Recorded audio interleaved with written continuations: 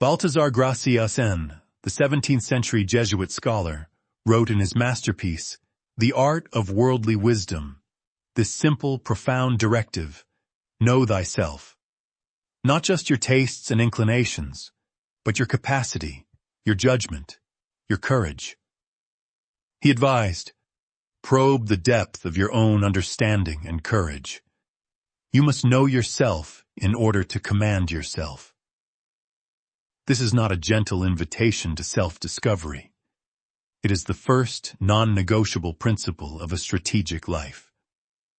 Before you can navigate the treacherous currents of the world, you must first have a perfectly calibrated instrument. That instrument is you. Welcome to the Art of the Soul. In this series, we will journey into the mind of one of history's most brilliant and practical philosophers, Baltasar Gracián. And we will fuse his timeless strategies for social navigation with the modern psychological framework of the inner vision architecture. We will learn that prudence, discretion, and worldly success are not just external skills. They are the direct result of a well-architected inner life. Today, we begin with the cornerstone of Gracián's entire philosophy, the architecture of a measured soul. This is a masterclass in the first stage of our framework, detection. But Gracián takes detection to a new level of rigor. It is not just the passive noticing of thoughts and feelings. It is an active, strategic assessment. He urges us to become unflinching auditors of our own internal inventory. What are your true talents? And just as importantly, what are your irredeemable flaws? Gracián warns, do not die of a surfeit of yourself. Do not be so intoxicated with your strengths that you are blind to your weaknesses. This requires a form of courage that is rare, the courage to see yourself without illusion. The average person's inner world is a chaotic mix of unexamined desires, reactive emotions, and inherited beliefs. They are a ship without a captain, tossed about by the winds of external opinion and internal impulse.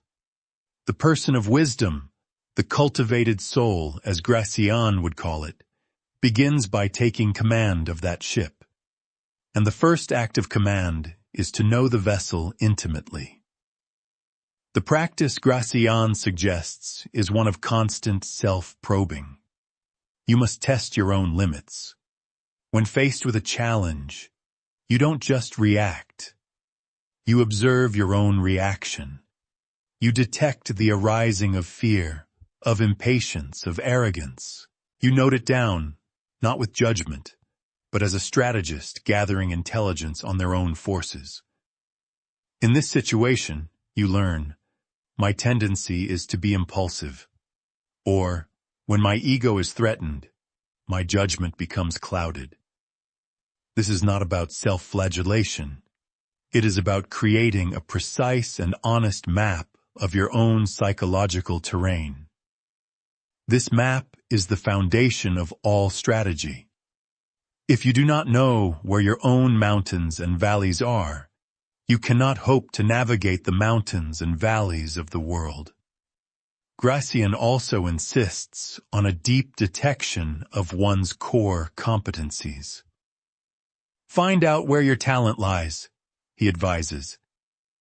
Everyone could have been a prodigy in something, if he had but known his own strong point. He saw that many people live lives of quiet mediocrity, not because they lack talent, but because they have misapplied it. They are trying to win a game for which they are not constitutionally suited. This requires a period of experimentation and honest feedback.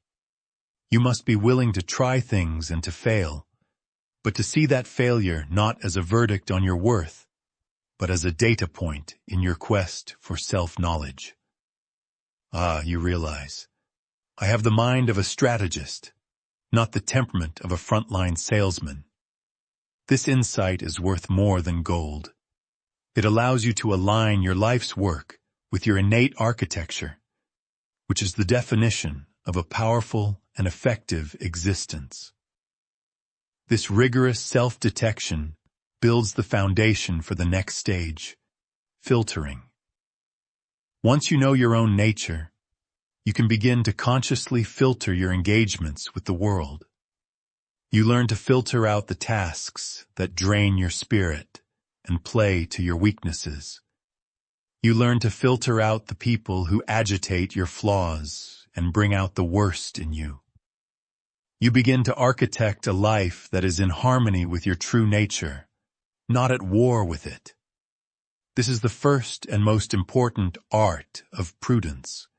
The prudence to engage only in those battles you are suited to win. The world is constantly trying to define you, to pull you into its dramas, to make you play its games. Gracián's wisdom is a call to anchor yourself in a deep and unshakable understanding of who you are. From that anchor, you can engage with the world with power and grace, because you are no longer reactive. You are acting from a center of self-possession. In our next episode, we will turn this powerful lens of detection outward. We will explore Gracián's art of reading the intentions and character of others, learning to see past the masks people wear, and to understand the hidden motives that drive them. For now, the practice is this. Take a moment of quiet reflection. Ask yourself, in the spirit of Gracián's ruthless honesty, what is my single greatest strength? And what is the one flaw in my character that, if left unmanaged, is most likely to be my undoing? To know this is not a weakness. It is the beginning of all worldly wisdom. It is the first line drawn in the architecture of a masterful soul.